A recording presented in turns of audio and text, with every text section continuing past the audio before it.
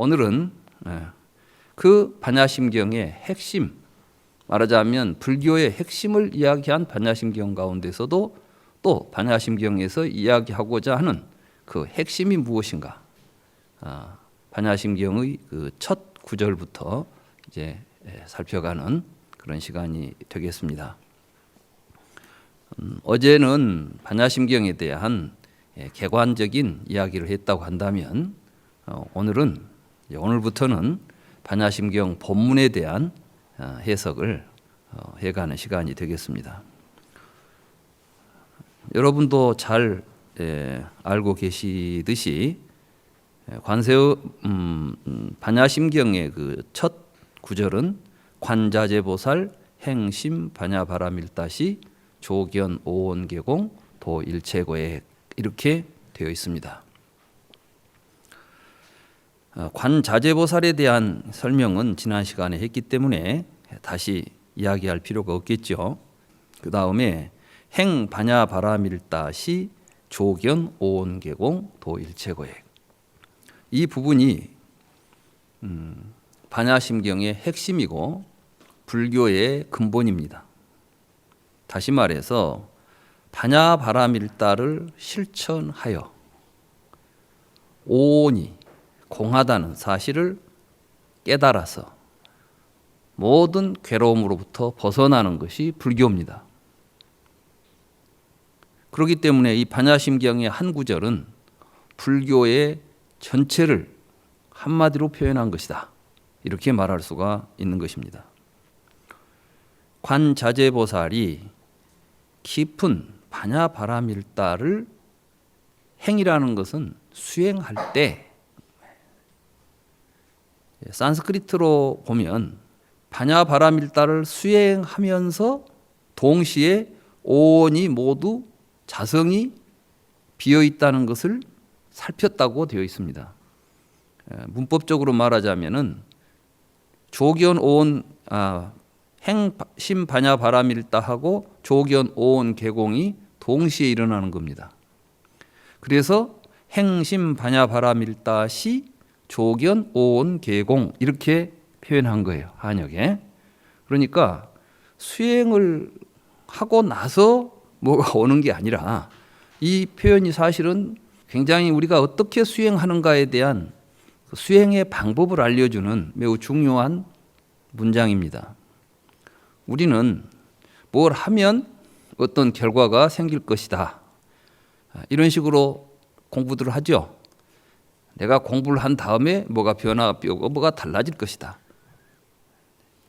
그런데 지금 여기서는 어떤 이야기를 하고 있냐면 깊은 반야바라밀다의 수행을 실천하면서 오온을 보니까 오온이 비어 있더라는 것이에요. 오온의 자성이 비어 있더라.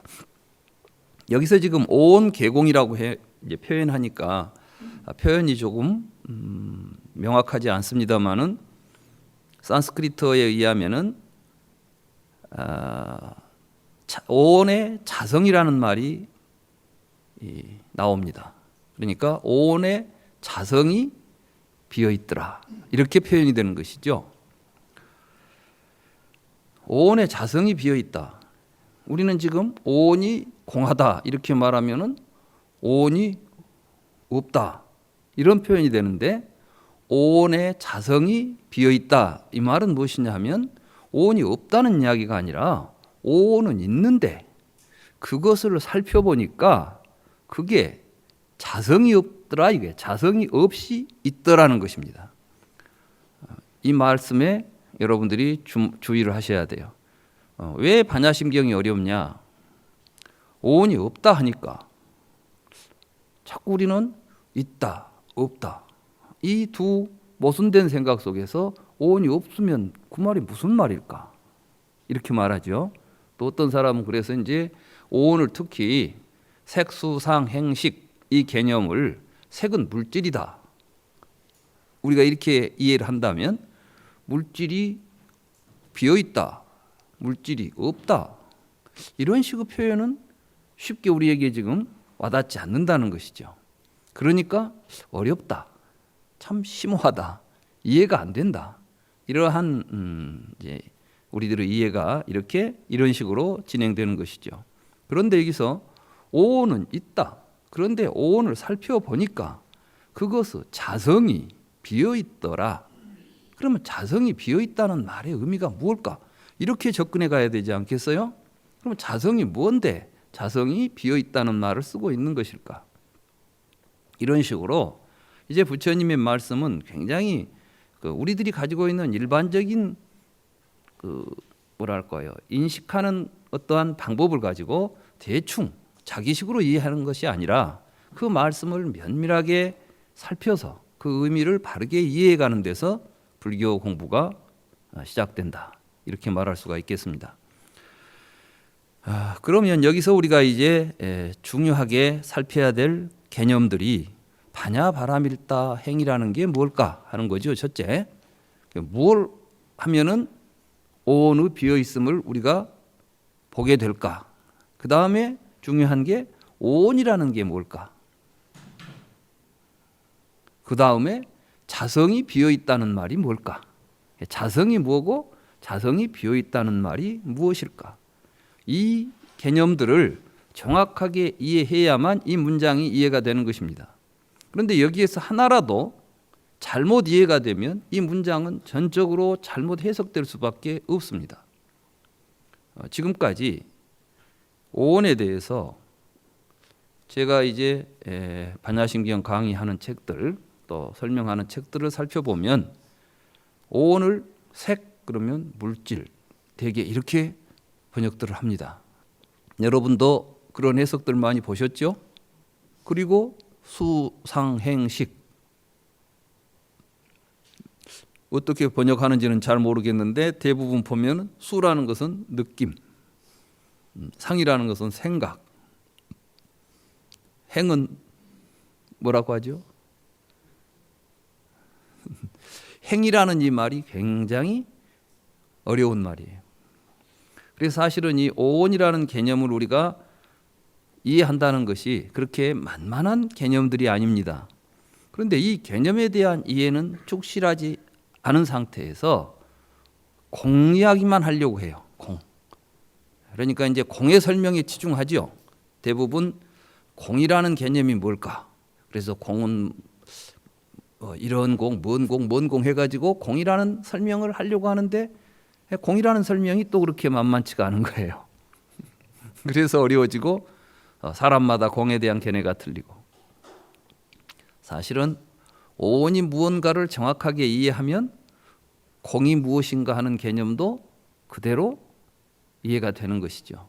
왜냐하면 오온을 설명하는 것이 공이니까 오온이 있는데 그 오온에 자성이 비어 있더라. 이러한 구도로 본다면 오온을 알면 오온을 잘 살펴보니까 대저 우리가 생각해도 내가 봐도 오온은 자성이 없구나. 그 자성이 없이 오온 속에 자성이 없음을 공이라고 부르는구나. 이렇게 이해하면은 오온 개 공. 그러니까 그 비어 있는 것이 곧 오온이로구나. 이렇게 공즉시색 이렇게 이제 이해가 되는 것이에요. 그리고 이 가르침을 통해서 우리가 스스로 오온을 관찰을 해야 합니다. 반야심경을 보면서 여러분들이 반야심경을 개념적으로 이해해 가지고 오온이 비어 있다 이렇게 아는 것, 이걸 어제 제가 산자나띠라고 이야기했어요. 개념적으로 아는 겁니다. 개념적으로 아는 건 어떤 거냐 하면 여러분들이 컴퓨터가 뭔 줄 아시죠? 컴퓨터라는 이름을 가지고 컴퓨터라는 형태를 보고 저건 컴퓨터야 라고 알 수는 있습니다. 그런데 컴퓨터를 알면서도 컴맹들이 있습니다. 그 사람이 컴퓨터를 모르진 않아요. 그런데 컴퓨터를 어떻게 사용하는지, 컴퓨터가 어떻게 작용하는지, 컴퓨터를 가지고 사용할 줄을 모릅니다. 그러면 그 사람은 제대로 컴퓨터를 아는 겁니까? 모르는 겁니까? 모르는 거죠? 예. 이제 부처님은 오온에 대해서 오온은 색수상행식이야 이렇게 아는 것은 산자나띠라는 거예요. 여러분들이 지금까지 불교 공부하시는 태도들을 보면 대부분이 산자나띠로 불교를 공부하신 겁니다. 예를 들자면 사성제는 뭐지? 고진멸도. 12연기는 뭐지? 무명, 행식, 명생, 유깁, 촉수, 예취, 유생, 노사. 잘하네? 난 다 알고 있어. 이런 게 이제 산자나띠입니다. 어? 근데 아비자나띠는 뭐냐? 그러면은 온, 색, 무엇을 색이라고 부르지? 우리가 지금 색이라는 말을 쓰는데 그 색이 구체적으로 뭐지? 이렇게 보는 거예요. 그래서 불교 공부는 부처님의 말씀을 통해서 우리가 지금까지 관념적으로 알고 있던 대상을 실질적으로 여실하게 있는 그대로 알아가는 거, 이걸 아비자나띠라고 하는 거예요. 그럼 지금부터 아비자나띠를 한번 해보도록 하겠습니다. 오온을 아비자나띠로 한번 해보겠습니다. 오온은 여러분들 자신을 지금 지칭하는 거예요. 부처님께서 오온이라고 말씀하시거나 오치온이라고 말씀하신 것, 다시 말해서 오온은 세간이라는 것을 불교에서는 세간을 오온이라고 부릅니다. 또 여러분들은 세간, 불교에서 말하는 또 세간이 뭐야? 세간이라는 말을 불교에서는 두 가지 대상을 놓고 부릅니다. 하나는 유정세간과 기세간, 이런 표현을, 물론 이게 초기 불교에는 유정세간, 기세간이라는 표현은 안 나옵니다. 다만 세간이라는 것으로 통일해서 보는 것이죠. 그러나 아무튼 이 세간이 의미하고 있는 것은 나와 세계입니다. 나와 세계, 다시 말해서 중생들의 세계를 세간이라고 부르는데, 이 중생들의 세계는 어떻게 전개되느냐? 중생과 세계가 서로 분리되어 있지 않습니다. 불교 입장에서 보면, 불교 입장에서 보면이 아니라 실제로 세계와 나는 분리되어 있는 이원적 구조가 아니라는 것입니다. 그렇기 때문에 이걸 전체로 싸잡아서 오온이라고 부를 수 있는 것이에요. 그럼 오온을 세간 가운데서 이제 나라는 걸 중심으로 해서 오온을 이해해 보면, 나는 어떤 구조를 가지고 있냐 하면 5가지 구조를 가지고 있어요. 내가 5가지 구조를 가지고 있다는 건 무슨 의미일까요? 여러분들은 살면서 나라는 말을 항상 사용합니다. 그런데 여러분들이 사용하시는 나라는 말이 동일한 대상을 지칭하지 않습니다. 여러분들이 나라는 말을, 동일한 나라는 단어를 씀에도 불구하고 그 나라는 말이 때에 따라서 계속 달라지고 있다는 것입니다. 여러분들이 누구한테 매를 맞고 왔습니다. 오늘 나는 매를 맞았어. 그럴 때 지금 내가 매를 맞았잖아요. 그때 나라는 말을 썼습니다. 오늘 불교 방송에 가서 이 교수 강의를 들으니까 나 오늘 기분이 참 좋아. 지금 이때 또 나라는 말을 썼습니다. 이 교수 강의를 들어보니까 나도 그런 생각이 들어. 나도 그렇게 생각해. 이렇게 이야기할 때 우리는 지금 나라는 말을 계속 쓰고 있죠. 여러분들은 무의식적으로 매 맞은 나도 나고, 생각하는 나도 나고, 느끼고 있는 어떤 기분을, 감정을 느끼는 나도 나라는 생각을 하면서 이게 동일한 나라는 생각을 하고 있습니다. 그런데 살펴보니까 실제로 매 맞은 나하고 느끼는 나하고 생각하는 나의 성질이 같습니까? 다릅니까? 여러분들이 매 맞은 것은 몸뚱이에요. 그렇죠? 그래서 이때는 이제 몸뚱이를 지금 나라고 불렀던 것입니다. 여러분들이 나는 오늘 기분이 좋아 이럴 때 내가 지칭하고 있는 것은 감정입니다. 생각해 보니까, 내가 생각해 보니까, 그러면 생각하는 놈을 지금 나라고 부르는 겁니다. 매맞은 나, 감정을 느끼는 나, 이렇게 저렇게 생각하는 나, 뭘 행동을 결정하는 내가 있어요. 아, 그러니까 이번 강의는 내 끝까지 들어야 되겠어. 내일 비가 오든 눈이 오든 나는 불교 방송 가서 이 교수 강의를 들을 거야. 이때 나는 또 생각하는 내가 아니라 어떤 행동을 내가 결정하고 의사를 지금 정하는 내가 있지 않습니까? 그리고 여러분들은 세상을 보고 인식하면서 내가 봤다, 이렇게 말합니다. 그러면 인식하는 내가 또 있는 것이죠. 이게 오온입니다. 그래서 색수상행식. 달리 여러분들이 나라고 부르는, 내가 나라고 지칭하고 있는 것들을 한번 찾아보십시오. 아마 없을 겁니다. 그래서 이것을 보고 일체법이다. 모든 것들은 우리가 대상으로서 인식하고 있는 모든 것들은 이 5가지 들어가는 것입니다. 근데 참 묘한 것은 여러분들을 구성하고 있는 것이 또한 세계를 구성하고 있습니다. 여러분들은 아직 그거 생각해 보시지 않았죠? 세계는 세계대로 있고 난 나대로 있다고 생각했는데, 여러분들에게 몸이 있기 때문에 여러분들은 몸처럼 지각되는 것이 밖에도 있습니다. 그러니까 여러분들은 몸뚱이가 눈에도 보이고 손에도 만져지듯이 지금 여기 이 책상도 눈에도 보이고 몸에도 만져집니다. 이런 형태적인 요소를 가지고 있는 것을 통틀어서 색이라고 부릅니다. 그 색 가운데서 자기의 형태를 취해가지고 이게 나다라고 붙잡고 있는 모습을 취온이라고 부르는 것이에요. 그러니까 온에는 지금 여러분들이 형태적으로 지각하는, 그러니까 여기서 지금 물질이라는 말을 함부로 써서는 안 됩니다. 부처님은 색을 물질이라고 말씀하신 적이 없어요.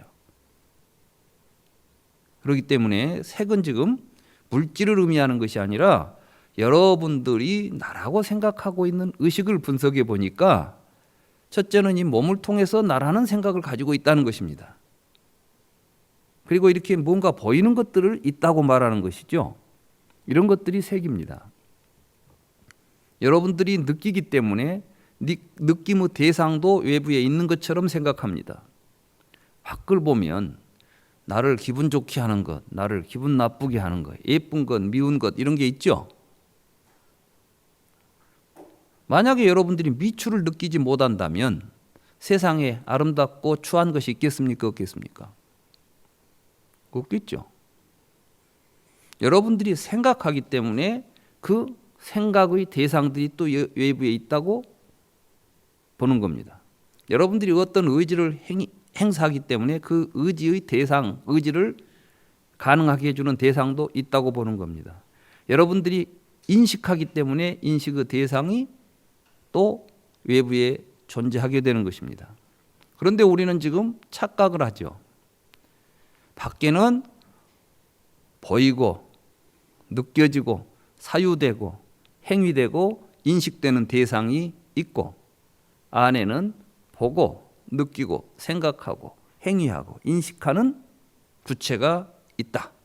이 둘은 별개의 사물로 존재한다라는 생각을 여러분들이 지금 가지고 있습니다. 그렇지 않습니까? 지금 부처님은 그게 정당한가를 한번 따져보자는 겁니다. 그런 생각 속에 빠져 있기 때문에 우리가 지금 세상에 태어나서 늙고 병들어 죽는다는 생각도 일으키고 있다는 것입니다. 그런데 만약에 그게 사실이 아니라고 한다면 우리가 지금까지 나와 세계라고 생각하고 살았던 모든 것들은 사실입니까? 거짓입니까? 거짓이잖아요. 우리는 지금 거짓에 속아서 살기 때문에 괴로움이 생겼던 것이죠. 불교 이야기는 부처님의 말씀은 그것입니다. 그래서 우리는 허유와 거짓으로부터 벗어나 가지고 진실 속에서 참된 삶을 누려야 된다. 이게 불교입니다. 그런데 오온이라고 하는 것을 여러분들은 이 몸을 여러분들은 태어나서 죽을 때까지는 내 몸이다 이렇게 생각하시죠? 그렇지 않아요? 그리고 감정도 어려서 감정이나 지금 감정이나 늙어 죽을 때 감정이나 내 감정은 내 감정이죠. 생각하는 나도 어렸을 때 생각하는 나나 지금 생각하는 나나 늙어서 죽기 전에 생각하는 나나 동일한 나라는 생각을 우리가 하고 있습니다. 그리고 또 그것들은 다른 것과 관계없이 있다고 생각합니다. 그래서 태어났다는 말을 우리가 쓸 수 있는 거죠. 나는 이 세계와는 무관합니다. 그런데 어떻게 우연히 이 세상에 등장했습니다. 지금 여러분들이 생각하는 자아의 모습을 제가 지금 이야기하는 거예요. 아니면 아니라고 말씀을 하셔야 돼요. 자, 내가 이 세상에 태어나서 내가 죽는다는 생각을 합니다. 내가 세상에 오기 전이나 내가 죽은 후나 세상은 나와는 무관하게 존재하겠죠. 그렇죠? 그러니까 내가 와서 가는데 그럼 이 나는 이 세상하고 관계가 있습니까 없습니까? 저절로 저 혼자 존재하는 놈이죠. 이게 스바 부하바예요. 자성. 우리는 지금 전부 이 자성 이게 있다고 생각을 하는 거예요. 그래서 그게 이제 죽으면 어디로 갈까 걱정이 되죠. 그렇지 않아요? 어디서 왔을까? 전생이 문제가 되잖아요. 그리고 이놈이 죽을 생각을 해보니까 괴롭잖아요. 두려움도 생기지 않습니까? 정말 태어나서 죽는 놈이 있는가? 이제 보자는 겁니다. 그래서 오온을 관찰하는 것, 이게 불교 수행입니다. 많은 사람들이 불교를 수행한다고 하면서도 뭘 가지고 수행하는지에 대해서 정확한 인식이 되어 있지 않을 때 수행이 사실은 맹목적이고 무의미하게 진행됩니다. 예를 들자면 부처님은 그런 말씀을 하시죠. 우유를 얻으려면 소젖을 짜야 되는데 그런데 소뿔을 짜고 있으면 우유가 나오겠습니까? 그래, 소를 짜면은 소에서 우유가 나온다는 말을 들어요. 그래서 우유를 얻기 위해서 소를 잡고 뭘 짜기는 짭니다. 그런데 뿔이 손에 잡히니까 잡고 막 쥐어 짠다고 해서 절대 우유가 나올 리가 없죠. 이것은 소젖을, 그것도 새끼 난 암소를 짜야지 숫소를 잡고 앉아 있으면 절대로 우리가 우유를 얻을 수가 없을 것입니다. 이와 마찬가지로 불교를 공부한다고 하고 수행을 한다고 할 때에는 부처님은 우리에게 무엇을 대상으로 해서 어떻게 사유하고 어떻게 실천해서 어떠한 결과를 얻도록 가르쳤는가, 이걸 잘 알아야 된다는 것입니다. 그 출발점에 서 있는 것이 오온입니다. 좀 이따 제가 그 이야기가 그건 이 교수 네 이야기 아니냐, 어디 부처님이 그런 이야기 한 적이 있느냐. 제가 이제 니까야와 아함경에 그 이야기들을 제가 모아놨습니다. 근데 이게 모아놓은 건, 여기 나온 것은 쉽게 말하면 극히 일부에 지나지 않습니다. 불경의 초기 경전의 대부분이 5원, 12처, 18개 이런 이야기로 되어 있죠. 여러분들은 그런데 5원, 12처, 18개 이런 이야기들이 왜 부처님은 그렇게 눈, 귀, 코 이야기를 자주 하고 물질 뭐 이런 이야기를 자주 했을까? 지금 우리는 전부 안이비설신어, 색성양미촉법 이런 단어들을 여러분들이 알고 있는 개념으로 취해버렸습니다. 이런 걸 보고 산자나띠라고 하는 것입니다. 그러면 아비자나띠는 뭐냐? 자, 그럼 이제 내가 몸이라고 불렀던 거, 여러분들은 내 몸, 그럼 여러분들은 내 몸에 대해서 잘 알죠? 근데 실제로 잘 알까요? 여러분들이 이제 몸을 잘 살펴보시면 어렸을 때 몸하고 지금 몸하고 달라졌다는 것을 알 수 있습니다. 그렇습니까? 그러면 어렸을 때 몸이 지금 몸입니까? 아니죠. 근데 여러분들은 어렸을 때 몸과 지금 몸을 다른 몸이라고 아직까지 생각해 본 적은 없었죠. 그러면 이 몸이 어렸을 때 몸이 자라가지고 이 몸이 됐다고 생각을 하시죠. 어떤 놈이 자랐죠? 그래요. 자랐다는 말 속에는 몸이 변하기는 했지만 변하지 않는 놈이 속에 있다는 생각을 하는 겁니다. 그러니까 달라졌지만 같은 놈이라는 말을 하는 거예요. 근데 이게 얼마나 언어적으로 모순입니까? 다르지만 같다. 말이 됩니까? 다르면 다른 것이고 같으면 같은 것이지 왜 다른 것이 같다는 말을 씁니까? 이때 우리는 왜 달라졌음에도 불구하고 같은 몸이라고 생각하고 있을까? 그 다음에 실제로 그러면은 그 안에 뭐 하나는 안 변하고 있는 어떤 존재가 있어야만 그것이 성장을 했다고 이렇게 말할 수가 있겠죠. 여러분은 눈에는 어제 이 몸하고 오늘 이 몸하고 사실은 전혀 다르지, 말하자면 없어지지는 않았어요. 어제 있던 몸이 오늘 또 있으니까 이 몸이 좀 부피가 커졌으니까 자랐구나라는 표현을 할 것입니다. 그렇지만 실질적으로 여기에서 일어나고 있는 현상은 어떤 실체가 스스로 존재하는 어떠한 존재가 자라나고 있는 게 아니라 사실은 새로운 세포로 교환이 일어나고 있는 겁니다. 그렇죠? 그리고 세포 수가 점점 증가하고 있는 것이죠. 그때의 어렸을 때하고 지금까지 여러분들의 몸속에 계속해서 지속적으로 존재하는 몸이 있습니까? 없습니까? 실제로는 없습니다. 여러분들이 가지고 있는 세포는 계속해서 새로운 세포로 교체가 되고 있습니다. 이 교체가 빠르면 젊다. 이 교체의 시기가 늦어지면 늙었다. 그래요. 그러니까 이제 왜 노인들이 피부가 쪼글쪼글하냐 하면 새 세포로 교체가 돼야 되는데 우리도 이제 자동차 타이어를 자주 교체를 하면 항상 새 타이어죠.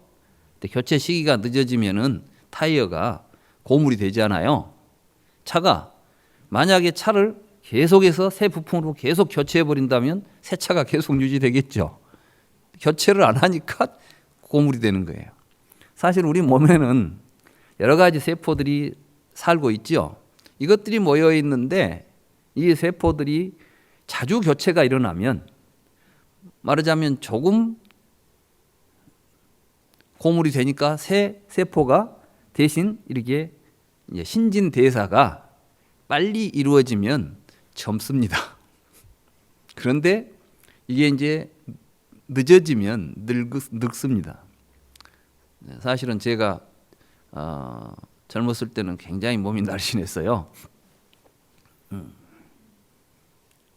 그런데 늙으니까 먹는 것도 없는데 살이 안 빠지는 거예요. 가만히 생각해 보니까 그럴 수밖에 없겠다. 이게 지금 늦게 돌아가는 거예요. 먹은 것이 잘 안 빠져나가고 계속 여기에 체증 현상을 일으키는 겁니다. 그래서 늙을수록 더욱더 빨리 이것이 변화할 수 있도록 운동도 더 열심히 하고 해줘야 건강이 유지되겠구나 이런 생각을 합니다. 불교는 어떠한 신통한 신비로운 이야기를 하자는 게 아니라 즉 있는 것을 있는 그대로 잘 보자는 것입니다. 그걸 부처님은 무상하다고 말씀하셨습니다. 다시 말해서 뭔가가 지속적으로 내 몸에 붙어있지를 않는다는 거예요. 계속해서 흘러가는 겁니다. 계속해서 변화해가는 겁니다. 그런데 우리는 그것을 눈치채지 못하고 그걸 붙잡습니다. 왜 붙잡을까요? 이게 이제 욕망입니다. 여러분들은 이 몸을 통해서 재미를 느껴요. 첫째는 뭐냐면 이 몸이 있으니까 뭘 만져보면 좋은 기분도 일어나고 좋은 걸 보면 좋은 기분도 일어나죠. 이런 걸 보고 오용락이라고 그러죠. 보고 듣고 냄새 맡고 맛보고 만지는데 이 몸이 있어야 볼 수도 있고 들을 수도 있지 않습니까? 그럼 이런 것을 가능하게 해주는 이 몸이 좋습니까? 나쁩니까? 이게 안 없어지면 좋겠죠? 이걸 이제 붙잡는 거예요. 그리고 계속 그것을 취하는 겁니다. 이런 우리들의 삶에서 우리들이 어떻게 5가지 나라고 하는 요소들을 계속해서 우리의 마음속에다가 모아가지고 실체화하고 살아가는가, 이걸 보여주는 것이 부처님이 깨달았다고 하는 12연기법이에요. 그러니까 오온의 공을 여실하게 깨달았다고 하는 것은 사실은 이것들이 연기하고 있다는 것을 깨달았다는 것을 또한 의미하는 것입니다.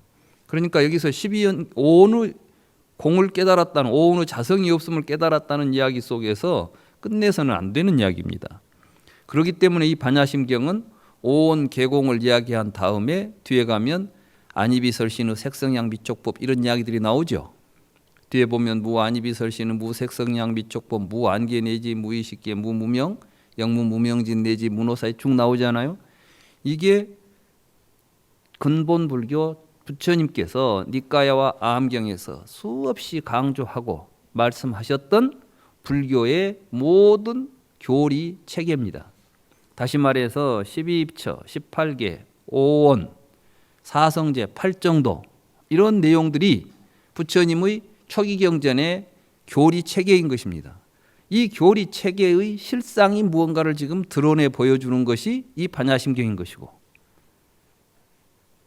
그리고 이 오온을 중심으로 해서 전개되는 교리들이 12처, 18계, 사성제 다 이게 오온을 핵으로 해서 전개되는 교리 체계들인 것입니다.